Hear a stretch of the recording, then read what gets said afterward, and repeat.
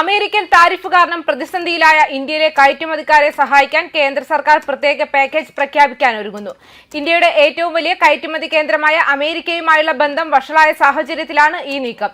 കയറ്റുമതിക്കാരായി ഈടില്ലാത്ത വായ്പകൾ, കുറഞ്ഞ പലിശ നിരക്കുകൾ തുടങ്ങിയ ഇളവുകൾ നൽകാനാണ് സാധ്യത. വാണിജ്യ വ്യവസായ മന്ത്രാലയം ഇത് സംബന്ധിച്ച് ശുപാർശ നൽകിയിട്ടുണ്ട്.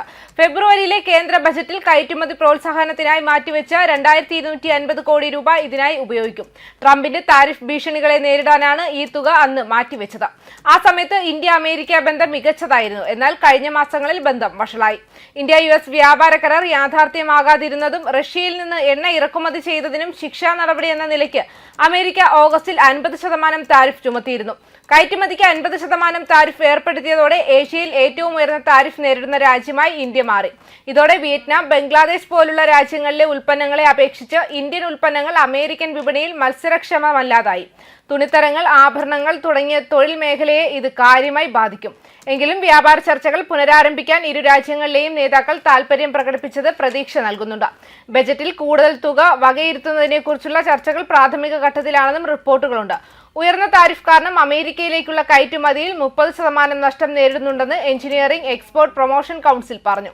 ഈ നഷ്ടത്തിന്റെ പകുതിയെങ്കിലും സർക്കാർ ഏറ്റെടുക്കണമെന്നാണ് കയറ്റുമതിക്കാരുടെ ആവശ്യം. അമേരിക്കൻ വിപണി മത്സരക്ഷമമല്ലാതായതോടെ കയറ്റുമതിക്കാർക്ക് ആഫ്രിക്ക, ലാറ്റിൻ അമേരിക്കൻ രാജ്യങ്ങളിലേക്ക് മാറാൻ സഹായിക്കുന്നതിനെക്കുറിച്ചും വാണിജ്യ മന്ത്രാലയം ആലോചിക്കുന്നുണ്ട്.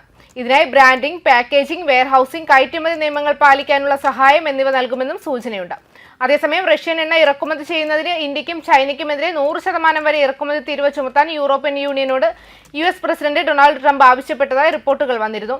റഷ്യൻ പ്രസിഡന്റ് വ്ളാഡിമിർ പുടിനുമേൽ സമ്മർദ്ദം ചെലുത്തുന്നതിനുള്ള നീക്കമായാണ് ഇത് വിലയിരുത്തപ്പെടുന്നത്.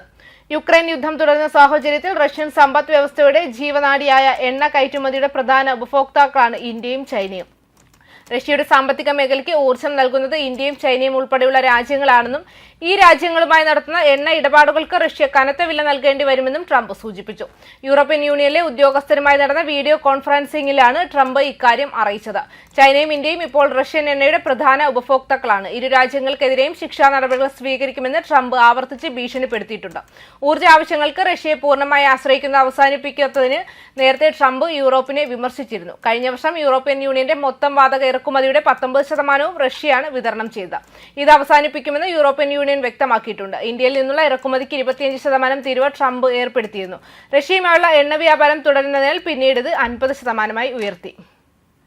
ന്യൂസ് ഡെസ്ക് കർമ്മ ന്യൂസ്.